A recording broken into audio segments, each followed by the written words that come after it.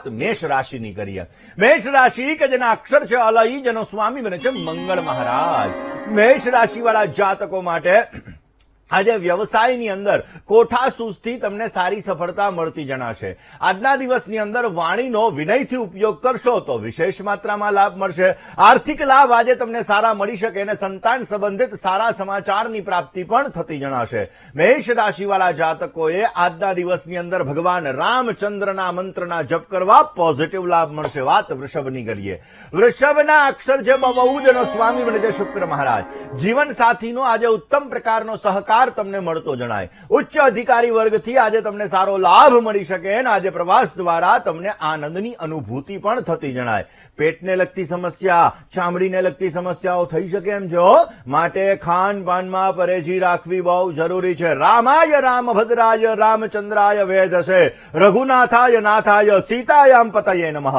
સીતાપતિ રામચંદ્ર ભગવાનની સ્તુતિ તમારા મનની મનોકામનાઓને પૂર્ણ કરશે અને વિશેષ માત્રામાં તમને લાભ અપાવે। દર્શક મિત્રો, આમ તો ગ્રહણ કાળ દરમિયાન ભગવાનના મંત્રનો જપ વિશેષ માત્રામાં ફાયદો આપે છે, ભગવાનનું ધ્યાન વિશેષ માત્રામાં ફાયદો આપે છે, પણ આવા નાના નાના શું ઉપાયો કરવા, આ વિષય ઉપર આપણે વાત કરીએ મિથુન રાશિની।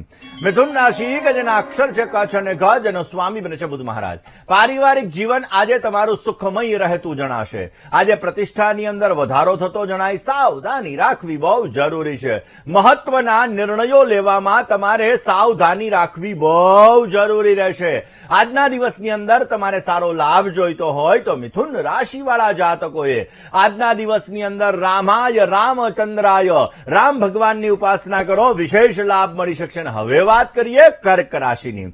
કર્ક રાશિ કે જેના અક્ષર છે ડ અને હ, જેનો સ્વામી બને છે ચંદ્ર મહારાજ। પિતા અને પરિવારથી આજે તમને સારો લાભ મળી શકશે। સન્માન અને પ્રેમમાં તમને સુંદર મજાની હૂંફ મળતી જણાય ને ભાગ્યનો સહકાર અવશ્ય તમને મળતો જણાશે। વ્યક્તિગત સંબંધોની અંદર આજે મધુરતા રહેશે ને આજે તમારે સારો લાભ જોઈએ છે તો કર્ક રાશિવાળા જાતકોએ આજના દિવસની અંદર રામ ભગવાનના મંત્રનો જપ કરવાનો વિશેષ તમને લાભ મળતો જણાશે। દર્શક મિત્રો, ખાસ ગ્રહણ કાળ દરમિયાન ભગવાનનું સ્મરણ, ભગવાનનું જપ વિશેષ લાભ આપે છે અને આ સમયગાળા દરમિયાન બની શકે તો તેલ ન લગાડવું જોઈએ।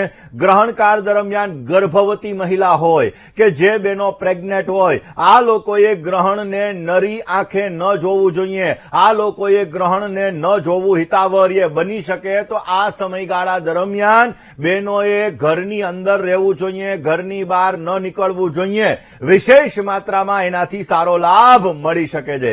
દર્શક મિત્રો, ગ્રહણ ક્યાંક ને ક્યાંક જોવા જઈએ તો આપણા જીવનની અંદર વિશેષ માત્રામાં એની અસર પડતી હોય છે ને એટલા માટે જ આ સમયની અંદર નાના ઉપાયો આપણને સારો લાભ આપી શકે છે। આ જ સબ્જેક્ટ ઉપર વાત કરીએ, પણ એ પહેલા આ જ વિષય ઉપર કરીએ, પરંતુ એ પહેલા દર્શક મિત્રો વાત કરી લઈએ સિંહ રાશિની। સિંહ રાશિ કે જેના અક્ષર છે મ અને ટ, જેનો સ્વામી બને છે સૂર્ય મહારાજ। આવક અને જાવકનું પ્રમાણ આજે જળવાઈ રહેશે।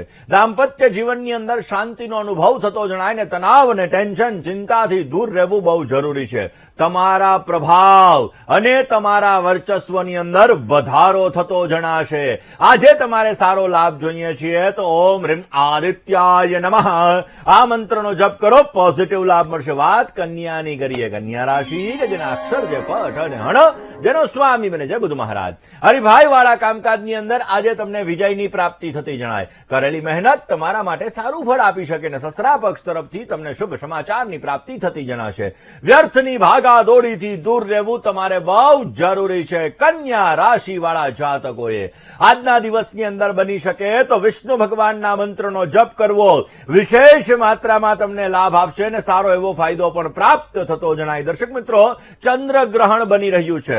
ભગવાન ભોળિયાનાથની ઉપાસના, રામચંદ્ર ભગવાનના મંત્રનો જપ વિશેષ માત્રામાં તમને સારો લાભ આપશે।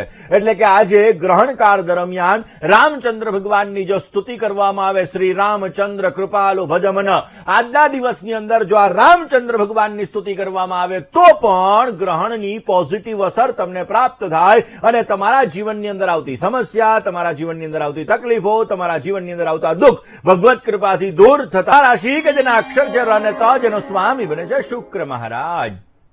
તુલા રાશિવાળા જાતકો માટે પારિવારિક જીવન તમારું સુખમય બનતું જણાશે.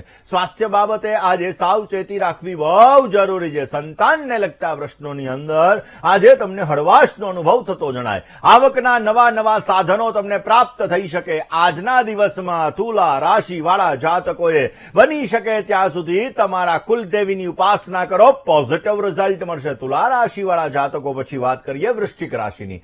વૃશ્ચિકના અક્ષર છે ન અને ય, જેનો સ્વામી બને છે મંગળ મહારાજ. વૃશ્ચિક રાશિવાળા જાતકો માટે રોજગારીની નવી તકો આજે તમને પ્રાપ્ત થતી જણાશે.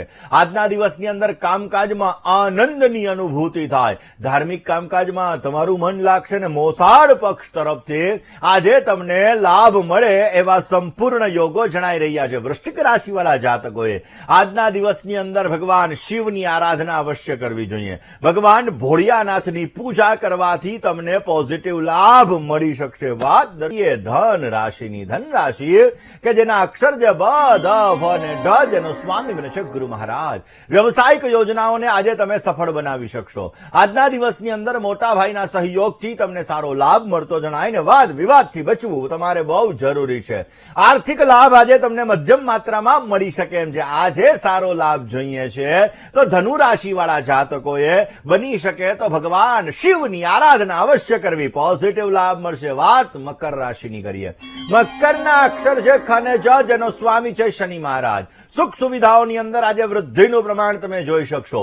કામકાજના સ્થળે તમને માન સન્માન પ્રતિષ્ઠા મળતા જણાય અને આર્થિક પરેશાની તકલીફ રહેતી જણાશે. વ્યવસાયિક સફળતા એની અંદર થોડા ઘણા અવરોધો પણ આજે રહેતા જણાય. આજે તમારે સારો લાભ જોઈએ છે તો બની શકે ત્યાં સુધી આજના દિવસની અંદર તમારા કુલદેવીના મંત્રના જપ કરો. વિશેષ માત્રામાં તમને ફાયદો પ્રાપ્ત થઈ શકશે. દર્શક મિત્રો, આ જ વાત ઉપર કરવો છે, પરંતુ વાત કુંભ રાશિની કરીએ.